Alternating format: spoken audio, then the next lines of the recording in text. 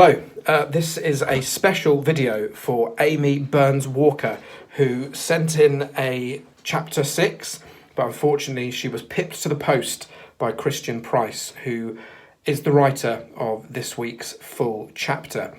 However, I thought Amie Walker took the time out of her own day to write something, so it's only right that her work gets heard. So this isn't canon, genitalia. This won't be part of the story. This is like a big deleted scene. But maybe, who knows, wherever I end up going, there could be a few Easter eggs that I take from this. But this is Amie Walker, chapter 6 of Murder at the Snatch. She's called it chapter 6, as she should.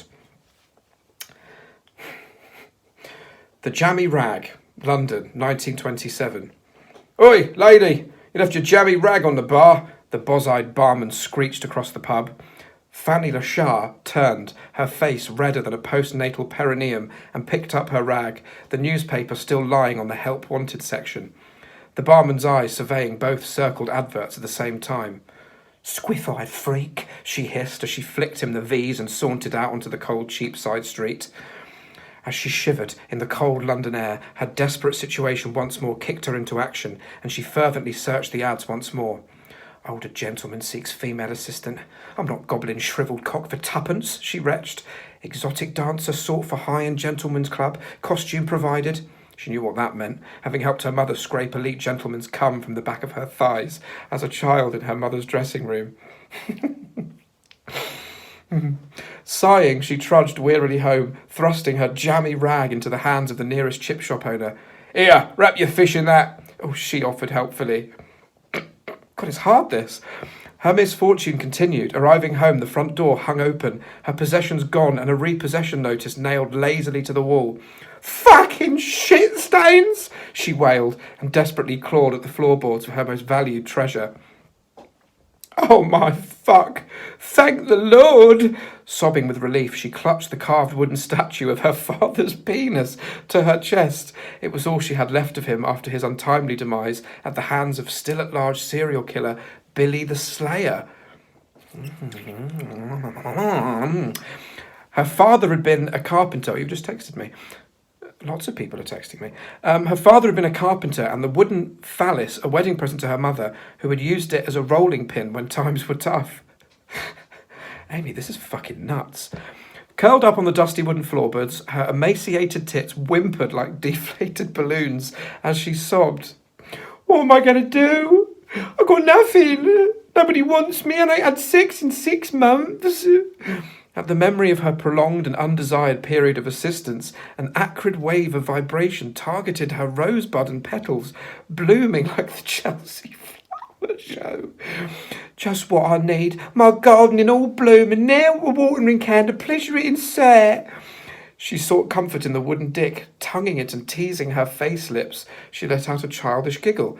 I used face lips in chapter 1, Amie. I wonder if you knew that.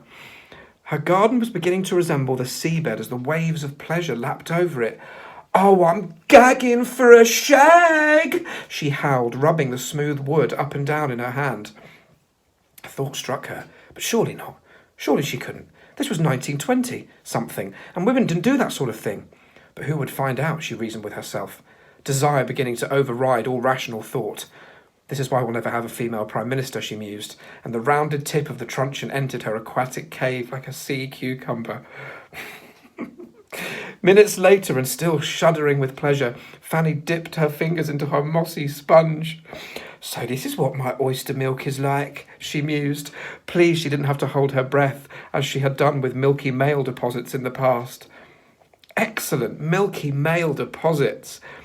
I think I might be onto something here.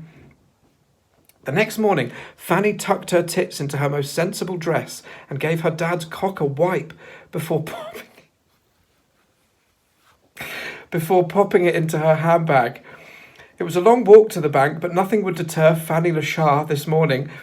Fanny Lashar or Fanny Lashat? I feel like it's Fanny Lashat. It was a long walk to the bank, but nothing could deter Fanny Lashat this morning. She had a spring in her step and was vibrant with the 12 orgasms she had self-serviced herself with last night and this morning. Wow, 12 in the night before and 12 in the morning? Jeez. So much so, she had wished she had saved her jammy rag from the night before to soak up all the fluids. I'm gyrating. But her underskirt had done the trick and had served to give her dress more shape, giving it a crinoline-like texture. She felt soothed by the smell, buoyed by its pungency, and she wasn't the only one. As street dogs ran to greet her, she felt like Dr. Dolittle. At the doors to the bank, she took a deep breath and swung them open. "I'm here to see the manager," she declared. Unused to women, the clerks hurried around her, falling over themselves to seat her. They'd never seen such a well-pleasured woman, and they politely ignored the crumble of white dust that departed from her underskirts as she sat down. The manager, a stout man of 40ish with a fine moustache, like the pubis of an adolescent boy, greeted her. "Madam, how can I service you?" The same voice that is in Christians chapter 6. He asked. "Well, that's just the point. If this goes well, I won't be needing any man servicing in the future." She glided into his office, her powdery cum trailing behind her like a snail. "What a magnificent creature," the manager moaned, having already decided to give her anything she wanted.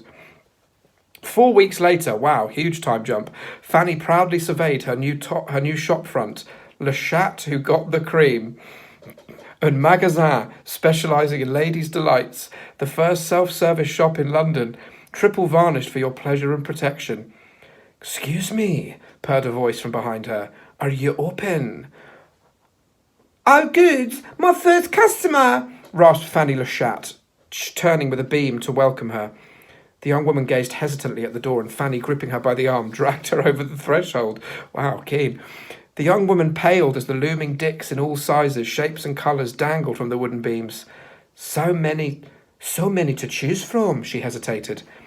The young woman looked overwhelmed. Without thinking, Fanny leaned forward and thrust her tongue, lizard-like, into the unsuspecting mouth.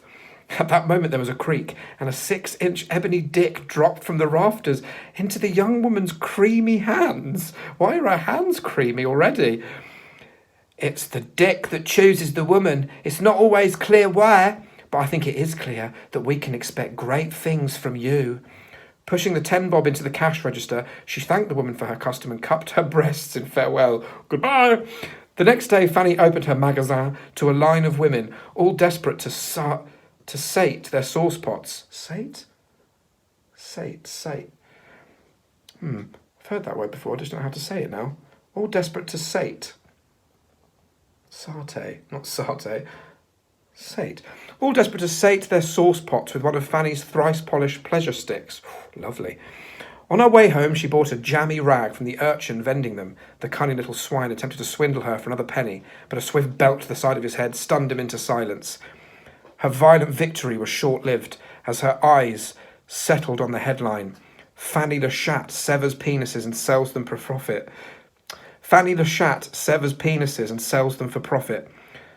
Can you come out with a better headline? I'm out of ideas and time. Oh, fuck, she thought. This means war. Wow. That's a year later. Well, there's definitely some things I'm going to use. Definitely some things, Amie Walker. Congratulations on a fine chapter. You're a fantastic writer, as we all know, and thank you for bringing some wonderful things to the fore in Murder at the Snatch. Maybe you'll get a chance to write you've written a full chapter. Maybe your chapter will be featured further down the line. Amie Walker, not just a pretty face, a smutty, jammy rag also. Thank you, Amie. Much love.